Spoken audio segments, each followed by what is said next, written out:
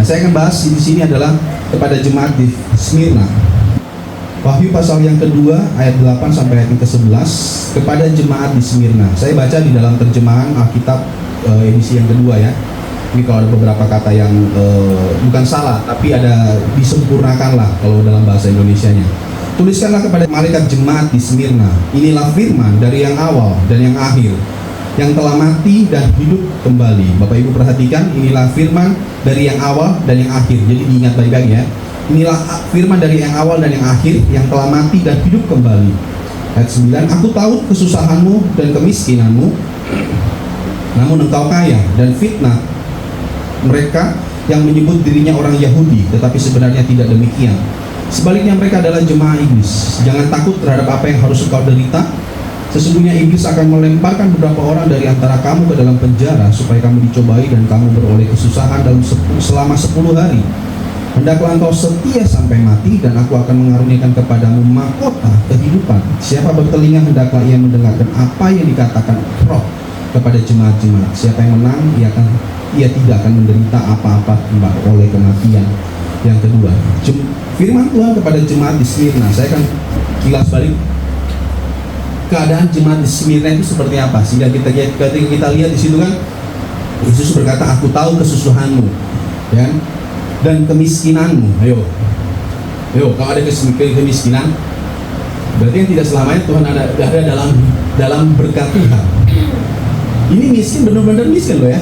Jangan bilang miskin ya itu cuma kiasan. Ikut Tuhan tuh harus diberkati, ikut Tuhan tuh harus makmur gitu loh. Enggak, tapi di sini yang terjadi hal seperti itu. Memang jemaat di Smyrna itu miskin. Tadi saya akan lihat kenapa dia dikatakan mereka miskin, namun mereka kaya. Nanti kita akan lihat, ya. Nah, ada orang-orang di situ kan dikatakan, aku tahu kesusahanmu, kemiskinanmu. Lalu aku tahu bahwa ada orang yang memfitnah engkau, yang menyebut dirinya orang Yahudi. Nah, jadi ada kesusahan di tengah-tengah jemaat di tempat itu. Jadi ketika di jemaat Smyrna, ketika Yesus berkata, ini kan firman nubuatan wahyun kepada jemaat gitu ya. Jadi firman Tuhan datang kepada jemaat di mana Smyrna pada waktu itu adalah sebuah posisi di mana di Asia Kecil, mungkin di daerah Turki ya kalau sekarang ya. Itu di mana mereka ada daerah pelabuhan yang benar-benar, kalau namanya daerah pelabuhan berarti daerah transit, betul tidak? Kalau daerah transit kan berarti ada berbagai macam latar belakang di situ. Nah, jemaat ketika ada dikatakan kepada jemaat di Smyrna, berarti kan ada yang membangun jemaat di tempat itu. Nah, ada kemungkinan besar, ini kemungkinan ya, bahwa jemaat-jemaat yang di Smyrna ini adalah orang-orang yang ketika hari Pentakosta itu mereka ada di salah satu di jemaat di Smyrna. Ya, mereka mereka dengar itu dan mereka bawa api itu ke kampung mereka, yaitu di Smyrna. Ya, lalu berkembanglah jemaat itu. Ya, berarti kan ada jemaat-jemaat ada di Efesus, ada di Galatia. Nah, salah satunya ada di Smyrna. Ada kayak umpama taruhlah di tempat ini ada jemaat-jemaat di Smyrna. Dan Paulus seringkali kan ketika dalam Kisah Para Rasul dia itu sering keliling. Nah, mungkin salah satunya juga dia keliling dan dia mampir di namanya Smyrna. Karena ketika dia ada di sebuah kota, dia akan melihat ada enggak perkumpulan murid di situ. Salah satu juga Smyrna juga dia sempat mampir. Nah, jadi kehidupan Smyrna sebelum murid-murid itu datang ke Smyrna, ketika mereka mendengarkan keselamatan dari Kristus, sebelum mereka menerima keselamatan itu, mereka adalah penyembah berhala, pagan. Ya, mereka menyembah dewi kesuburan. Jadi mereka di situ latar belakang budaya mereka, latar belakang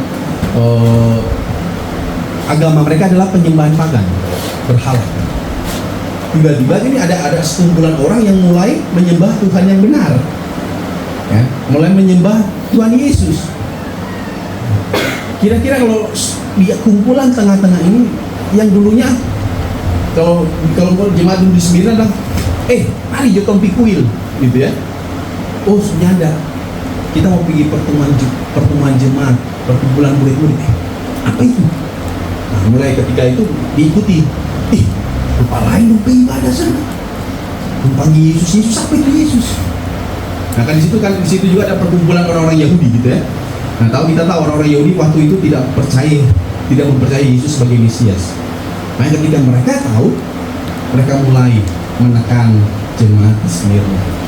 Jadi kemiskinan di sini, mereka bayangkan begini Bapak Ibu kerja di sebuah perusahaan, Bapak Ibu berusaha untuk jujur dan diberkati Tuhan. Bos mulai senang dan orang tidak suka. Dia mulai apa? Kalau orang tidak suka dengan orang, dia mulai apa? Berceritakan di belakang. Yang di sini kan difitnah lah mereka. Jadi bayangkan ketika jemaat di Smyrna mereka membangun sebuah bisnis, ya, jual pisang goreng. Di sini pisang goreng berapa? 2001? 2000 dapat berapa? 2000 dapat 1. Nah, karena mereka tidak senang dengan perkumpulan jemaat yang ada di jemaat yang jual pisang goreng 2001, gitu ya. Saingan jual, dia jual begini, 3.000 dapat 2. Ayo. Dia bilang apa tolong rugi, yang penting dia melah, yang penting dia susah, yang penting dia berusaha tutup. Itu terjadi dalam Smyrna. Maka kenapa dikatakan mereka miskin? Karena benar-benar mereka mendapatkan tekanan, bukan hanya dari rekan bisnis, dari pemerintah pun mereka ditekan. Orang-orang ketika kan namanya penyembah berhala, dan mereka mempercayai bahwa kaisar adalah utusan Tuhan, utusan dewa. Sehingga ketika siapa yang tidak menyembah kepada, tidak mengakui kaisar sebagai utusan dewa, dikucilkan, ditekan, dimasukkan penjara. Jadi seperti kisah Sadrak, Mesak dan Abednego gitu. Jadi benar-benar mereka mengalami yang namanya tekanan, kesusahan di sini bukan cuma susah gitu ya, tapi benar-benar susah dalam penderitaan, dalam tekanan. Orang kalau ibadah di jemaat Smyrna ini boleh pakai mic, jadi benar-benar lain tuh pakai drum. Lu tau ada perkumpulan apa sana? Oh, ini digerebek itu. Mulai ibadah. Jadi jemaat mungkin waktu itu adalah kalau di beberapa negara yang belum menerima kekristenan, mereka gereja bawah tanah, memuji Tuhan dari jadi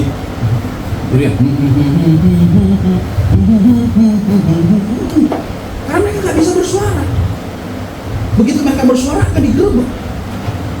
Itu yang terjadi dalam kehidupan jemaat di Smyrna. Mereka mengalami yang namanya penekanan yang luar biasa, tekanan yang luar biasa. Tapi firman Tuhan datang kepada mereka, ingat yang di awal tadi. Akulah, Tuhan memperkenalkan diri sebagai apa? Akulah yang awal dan akhir. Artinya begini, saya merenungkan apa maksudnya Tuhan ketika Tuhan memperkenalkan diri sebagai awal dan akhir. Artinya bahwa apa yang mereka alami itu semua ada waktunya. Apa yang mereka alami itu semua ada dalam rentetan waktu yang Tuhan tahu kesebenarnya seperti apa. Apa yang mereka sedang alami, Tuhan tahu ada masanya, ada waktu menabur, ada waktu menuai. Ada dalam, makanya Tuhan berkata, akulah yang awal dan yang akhir. Artinya dia yang berdaulat atas segala sesuatu dalam kehidupan jemaat di Smyrna. Dan itu yang terjadi. Makanya Tuhan berkata, aku tahu kesusahanmu, aku tahu penderitaanmu, aku tahu kemiskinanmu. Tapi Tuhan bilang, tetapi kamu kaya. Itu luar biasa kan? Dikatakan miskin tapi kaya. Aduh, gimana? Terbalik dong. Itu pro kontra kan? Miskin kaya bagaimana dong? Mereka kaya akan keselamatan yang mereka terima. Mereka kaya akan apa yang mereka terima, sukacita yang mereka terima. Mereka tidak pernah gentar ketika dalam penekanan itu, dalam tekanan. Ya. Bayangkan kalau sekarang kan orang berpikir bahwa ikut Tuhan harus makmur, harus diberkati. Begitu ada kesusahan sedikit, ini bukan Tuhan. Ini bukan dari Tuhan. Ayub saja seketika waktu dia dibuat apa? Miskin, benar ya? Kan semua harta dia diambil. Ya, ketika Tuhan izinkan pagar anugerah itu diangkat dari hidupnya, dia seketika itu juga miskin. Dan dia berkata, aduh Tuhan, ya kau menjadi pak kita begini. Apa yang terjadi? Kita bikin apa? Misalnya kita bikin apa-apa. Di situ semua ada waktunya Tuhan. Jemaat Smyrna juga mengalami hal yang sama. Mereka mengalami kesusahan, mereka mengalami penindasan. Tapi Tuhan mau berkata bahwa segala sesuatu adalah waktunya Tuhan. Dialah yang awal, dia yang akhir. Kalau dia ada di awal dan yang di akhir, berarti di tengah-tengah dia pasti ada dong. Karena kan ini awal, ini akhir. Berarti kan di tengah-tengah itu kan dia ada. Jadi dia tahu segala sesuatu yang akan terjadi. Makanya dia berkata, jangan takut terhadap apa yang akan engkau Ayo, kan tidak gampang gitu. Ketika kita mengalami segala sesuatu yang penekanan yang luar biasa, yang seharusnya kita berdoa, Tuhan angkat ini semua secepatnya Tuhan, kan Tuhan berjanji Tuhan adalah gembala yang baik. Tapi Tuhan izinkan itu semua tidak diambil dari hidup mereka. Tapi justru firman Tuhan datang kepada mereka. Ayo kita baca ayat 10, bagian yang pertama, bagian A, ayat 10. Jangan takut. Katakan di sebelah Anda, jangan takut. Jangan takut terhadap apa yang harus engkau derita. Ini sebuah penghiburan Tuhan kepada jemaat. Ketika kita mengalami kesusahan, yang seharusnya kita mintakan apa? Melepaskan dari ini semua. Tapi justru firman Tuhan datang kepada jemaat Smyrna berkata, jangan takut terhadap apa yang akan engkau derita. Jangan takut terhadap apa segala sesuatu yang sedang engkau alami. Firman Tuhan cuma mau datang sederhana. Jangan takut terhadap apa yang akan engkau derita. Itu kehidupan jemaat di Smyrna, bahwa mereka mengalami penindasan. Bahkan disebutkan ada orang-orang yang disebut Yahudi. Mereka adalah orang-orang yang memfitnah mereka dan mencobloskan di dalam penjara. Supaya ketika ada jemaat umpama di sini gitu ya, umpama ini contoh, pemimpin jemaatnya Ibu Santi dicobloskan di penjara, supaya jemaat jadi lemah. Aduh, ternyata sudah mau masuk penjara, jadi habis itu orang lagi. Tapi dicontohkan sama biar dia biasa diri, umpama begitu. Ya. Tapi tidak. Di situ katakan, sesungguhnya iblis akan melemparkan beberapa orang dari antaramu ke dalam penjara supaya kamu dicobai dan kamu akan beroleh kesusahan selama 10 hari. Hendaklah engkau setia sampai mati dan aku akan mengaruniakan kepadamu mahkota kehidupan. Nah, selama 10 hari di sini tidak ada apa ya, arti teologis yang tepat. Jadi memang 10 hari atau seperti apa? Tapi di sini kan menunjukkan sebuah jangka waktu. Yesus berkatanya tadi, yang awal saya katakan lagi, kita ingat. Yesus berkata dia memperkenalkan diri sebagai apa? Yang awal dan artinya 10 hari itu berarti ada sebuah jangka waktu akan selesai. Berarti kesusahan yang sedang kita alami itu akan selesai juga gitu. Dan saya juga katakan amin.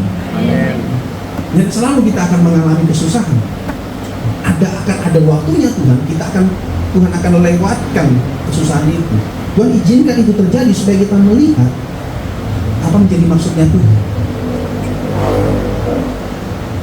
Saya katakan tadi, tolong saudara kembar, tolong juga mengalami hal yang sama. Jadi kami mengawali di pertemuan jemaat di rumah kami itu hal seperti ini. Cuma 9 orang loh pertama. Saya, suami istri, anak saya, kalau itu dengan anak ya, sudah lebih sudah sini. Kami berdua, Pak Tony berdua, ada mas, suami istri 6, anaknya 2, 8, ada satu jemaat lagi 9 orang. Kenapa? Pak Tony main gitar, abis dia main gitar dia khotbah. Itu dia turun lagi persembahan, dia main gitar lagi. Saya janji, 2 berkat dia naik lagi, taruh di gitar dia naik lagi. 2 berkat. Itu terjadi. Susah. Tapi kami berusaha untuk setia dalam hal itu. Mau pikir kalau mau cari tempat lain yang sudah nyaman, tinggal duduk, terima, nikmati, ada. Tapi ketika kami bersama-sama, yuk kita bangun jemaat ini bersatu hati. Baru 2 tahun, masih banyak waktu masih banyak tahun-tahun yang akan sedang Tuhan genapi. Termasuk juga di tempat ini. Oke? Jangan khawatir, jangan takut. Nanti saya akan berikan 2 poin dari kisah jemaat di Smyrna ini, apa yang bisa kita lakukan di hari-hari ini.